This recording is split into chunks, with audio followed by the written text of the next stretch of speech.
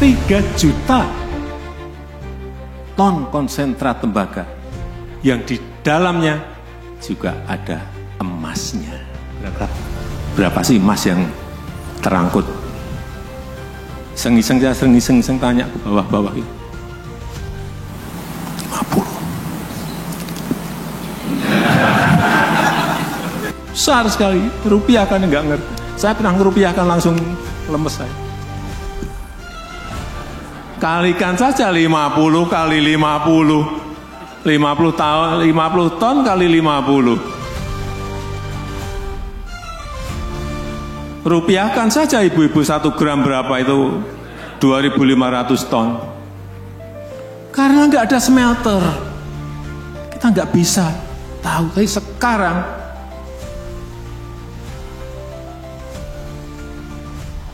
Freeport Indonesia sudah memiliki kapasitas untuk itu. Tahu nanti setahun ini akan tahu kita, karena sudah mulai berproduksi full di Januari Pak Tony ya. Januari sampai Desember tahun depan tahu. Kita tunggu di Desember tahun depan berapa ton ya produksinya. Merupakan kebanggaan tersendiri atas keberhasilan pemerintah Indonesia dalam mengakuisisi PT Freeport Indonesia dari Amerika Serikat dengan harga yang relatif murah.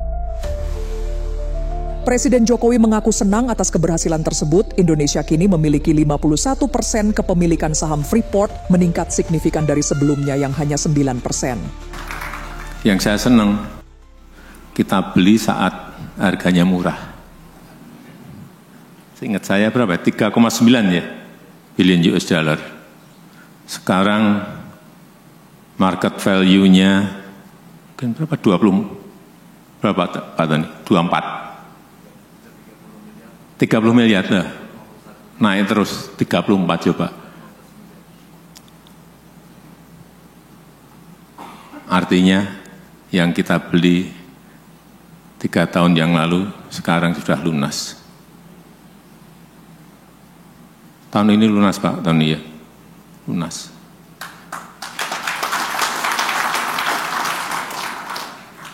Dan belinya enggak pakai duit kita. Itu yang pinter banget kita itu sebetulnya. Tapi kenapa enggak dilakukan 50 tahun yang lalu?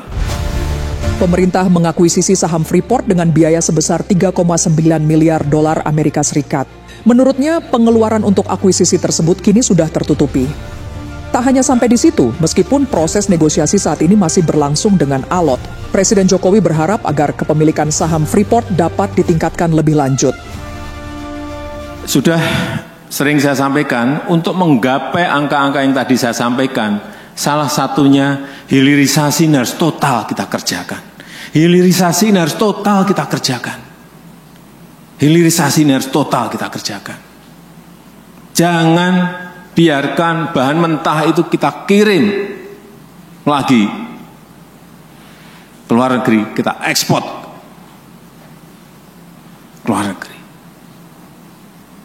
Siapapun, nggak ada masalah. BUMN mau mengerjakan silahkan, swasta mau kerjakan silahkan, asing mau kerjakan silahkan, join berpartner silahkan, tapi di dalam negeri.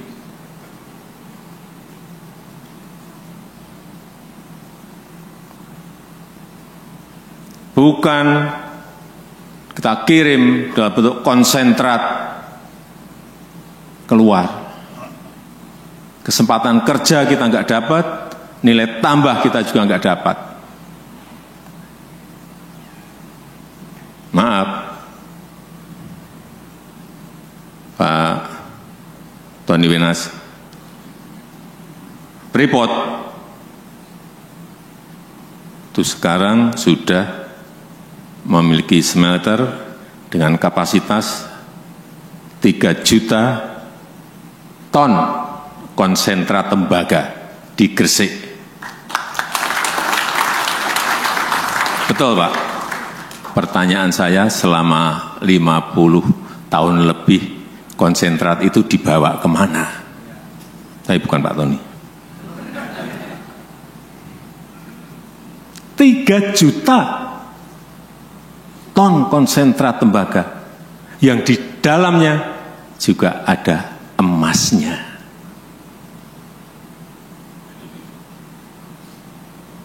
perkiraan saya, nggak tahu mungkin saya, karena saya sering ke bawah, kira-kira berapa sih emas yang terangkut? Kira-kira 40 sampai 50 ton per tahun. Jangan tepuk tangan.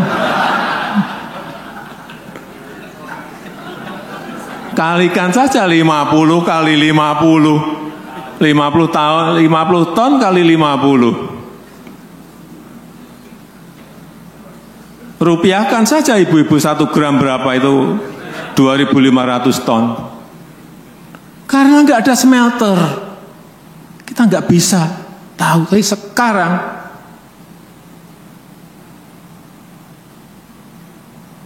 Freeport Indonesia sudah memiliki kapasitas untuk itu. Tahu nanti, setahun ini akan tahu kita.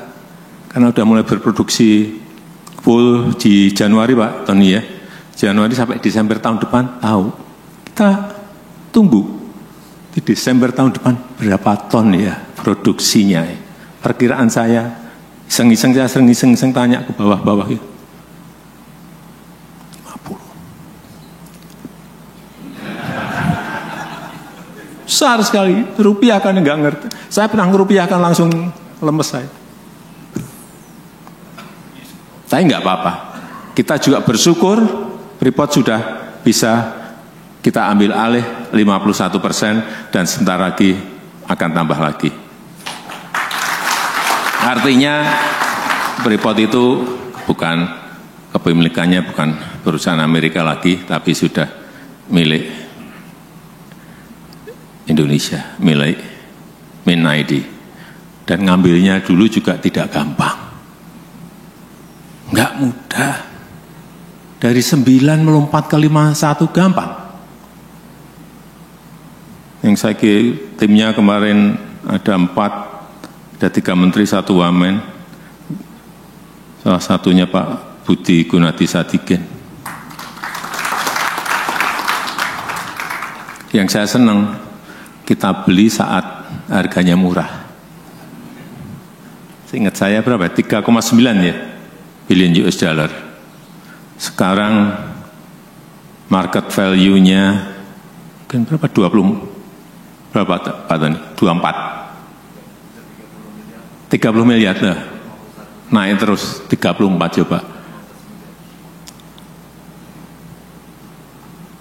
Artinya yang kita beli 3 tahun yang lalu sekarang sudah lunas. Tahun ini lunas Pak Tony ya. Lunas.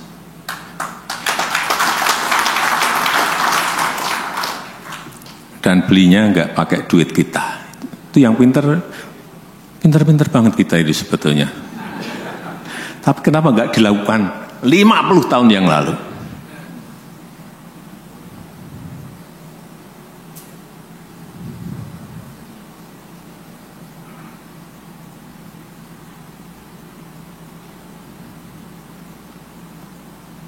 Kita harapkan sekali lagi nanti tambah, nggak tahu berapa persen, ini masih negonya alot banget. Dan kalau itu betul-betul satu persatu kita kerjakan dengan baik, dihilirisasi semuanya, saya meyakini China, India, Indonesia betul-betul akan masuk ke zaman keemasan negara kita Indonesia.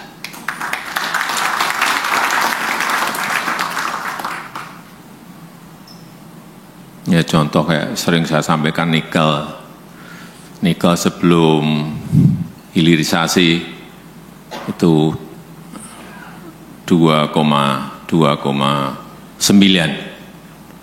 billion US dollar per tahun ekspor kita mentahan raw material.